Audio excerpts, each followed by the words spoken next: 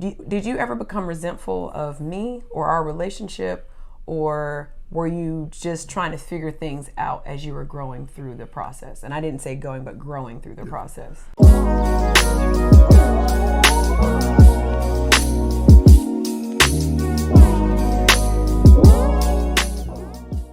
All right, guys, we're back with part 2 of our men still getting married. This is the second part of this video. We're going to be talking about some serious stuff this time around. I hope you enjoyed part 1. If you have not seen part 1, please exit out of here and go back to part 1 because we'll be referencing things over there. So thank you for stopping by, and let's get it rocking. What's the next point, Shooks? Provision. You need a job. Brother, you got to have a job. Can I say something really quickly? Man, go ahead. There's nothing wrong with having dreams. There just isn't anything wrong with it. I think we all need dreams.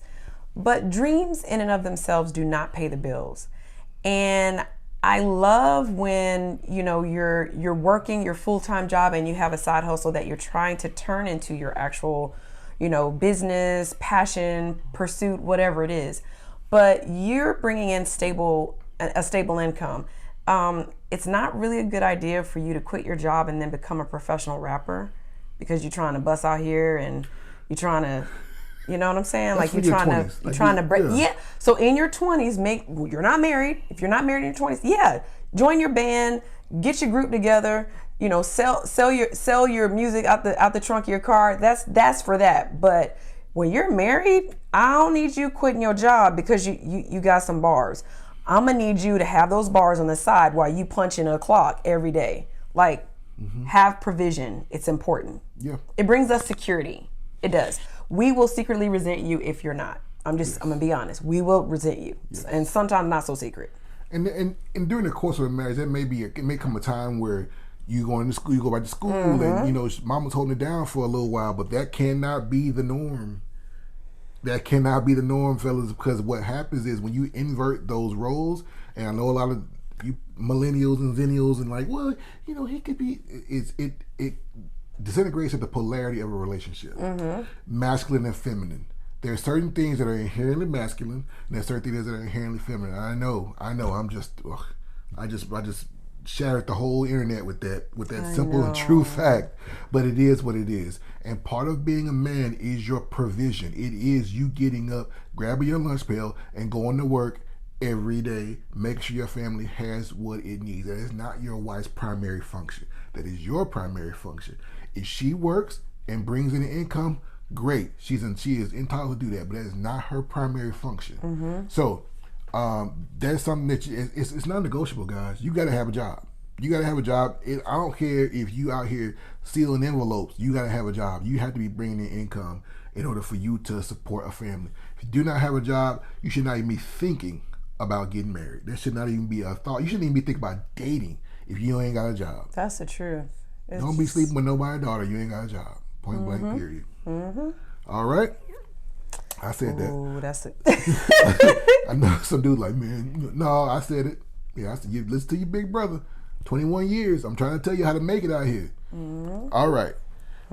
Fellas, you must learn to control your emotions. I have never, in all my 43 years, seen more overly emotional men. Overly emotional. You can have your emotions. Hey, I'm a sentimental guy. I really am. As big as I am, as masculine I am, I'm a sentimental dude. Yeah. But my emotions are under control. When a man cannot control his emotions, he's a danger to everyone around him and himself. Can you say that one more time? When a man cannot control his emotions, he's a danger to himself and everyone around him. I wrote it in my book. I'm Unapologetically Masculine. Am I pointing the right way? I think you're pointing the wrong way. Anyway. Can they see the book? Okay, let's just not. Sorry. You done messed up the whole. Don't do that. If you cannot control your emotions, my young friends, then you're not ready to be in a relationship because a woman is going to test your emotions. That is her realm. That's her realm. That's women live in the emotional realm. Yes. You're not equipped to go over up in there. It's like walking to the lion's den. You must have control of your emotions. Somebody has to. Somebody got to control their emotions in this relationship, because if you don't, if she gets emotional and you get emotional and you yelling, she's screaming, it's just not going to work. Take the next one, sweetie. mentorship or accountability. It's very important as a man that you have a stable mentor that you can confide in, talk to, get good knowledge and information from. Again, as we talked about, growing as a man is going to be something that you do throughout the duration of your life. So it's going to be very important that you find someone that you can actually kind of look at what they're doing. You can kind of see the fruit of their labor, and someone that you can actually talk to, whether it's, hey brother, can I just buy you coffee? I want to run a few things past you. You know, me and my wife are considering purchasing a home. Never done that. I don't really know many people in my family that have done it, or they've done it a different way. I just want to pick your brain. Like, having someone that you can talk to about that. Or, man, you know, when me and my lady get into it, you know, when she gets all emotional and she grabbing air and I'm mad and I slam the door and I take a drive, I know that's not good. How do you handle conflict? Like, you need someone that you can actually have those conversations with. So as you're growing, you have a place that you can look forward to. And I think a lot of times men don't necessarily have those safe spaces. I know as women, we gonna confide, honey. We're going to find us somebody to confide in, even if you don't want to listen. Ain't the right person to right, confide in. But we're more apt to open up and to share those emotions, because we love living in the realm of emotions. Because one thing, we are amazing at storytelling. So we love to relive and tell those stories and get the, oh girl, really, you going through all that with him? Yeah, girl. We love that. Like, that's our thing. We really, really get something from that. We get that attention. So as a man, it's important that you have a place that you can go that's a safe place that you can open up and be free to actually have those conversations with. Absolutely. And not just mentors, but you need strong men around you, period. True. You need a group of men that you can just talk to, just shoot the crap with. You know, some men that you can be open and honest with, that they're not going to use that information against you. And that brings us to our last and final point, which is last but not least, but very, very important. And I have a personal story about this one. Yeah. You must have the ability to maintain your identity within your marriage. What do I mean by that? I mean that when you get married, there are going to be all kind of demands heaped on your shoulders as a man. Yep. All the things we talked about. But you need to maintain your identity. I did not do a good job of this because I got married so young. At 22 years old, and I was a go-getter. You know, I was in the military, and I've always been a go-getter. I've always been the type of person, if you give me a task, I'm going to get it done by hook or by crook. And so when I took on the task of being a husband, not only did I take on the task of being a husband, 2 months into our marriage, my wife got pregnant. I don't know how that happened. I don't know how that happened. Well, we went to Disney, and Disney is really a magical place. It is magical. We brought back a souvenir. Oh, little baby. He's 19 now, so he's about to be 20 now. But we brought back a souvenir from Disney, and I went from being a brand new husband to a brand new father within a year. Yeah, and that's a lot. And me being the go-getter I was completely selfless. And I stopped doing everything. I stopped playing basketball. I stopped doing anything. I got rid of like all my friends. I was like, I'm a husband now. I ain't got time to be hanging out, fellas, and stuff like that. Thinking I was doing the right thing. Yeah. But what I did was I lost myself in that process. I lost myself in that process, put on like 70, 80 pounds, you know, not working out. Stopped working out because I got to go take care of my son, my wife deployed. It was so much going on because it was all this pressure heaped onto me. And I was thinking that by being that I was being self, but I wasn't taking care of me. I lost my identity in being a husband and father. That became my new identity, and I lost Marcus. Yeah. In that process.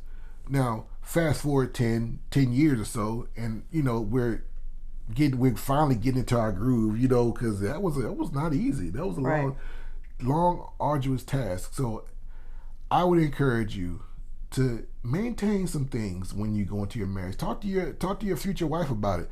If I want you home, look, I need to go to the gym. I need to take care of my body. I need to do that. So I'm up for the fights and the battles that's gonna come as a husband, and so I'm here to raise these kids and not keel over on you halfway through this thing. You know, go out with your fellas every once in a while. Not every night. Don't tell them Marcus said go out every night. But I didn't. But every once in a while, go shoot pool with some guys. Do not go to the strip club. No. Don't go nowhere like that because ain't nothing good happen in those places. But go shoot pool. Go to a barbecue. Just you and your boys. Y'all take a guys trip. Or something. Take a guys trip. Later on this year, me and my guys, we are taking a trip. It's my first real guys trip. At 43 years old, we going to Dallas and we gonna hang out. And I'm hyped. I'm hyped because I never done that before because I was so busy being husband, father, this, that I never really took time out for me. And I actually am excited for his trip. I know there was a mention of maybe even wives or girlfriends maybe tagging along, but I personally think it's amazing that they're going to connect because, again, I think as men, I don't think it's as celebrated as it is for women. Like, you see women having girls trips all the time. They take cruises together. They do all kinds of get their hair, nails done, get them a little weekend. They'll get a hotel and just hang out. But men, it's not really celebrated. It's not really encouraged because we always assume, well, what y'all need to go by yourselves for? Y'all ain't up to no good. Well, hello, women can do and get into the same things. So I think it's good that as a man that you don't lose that.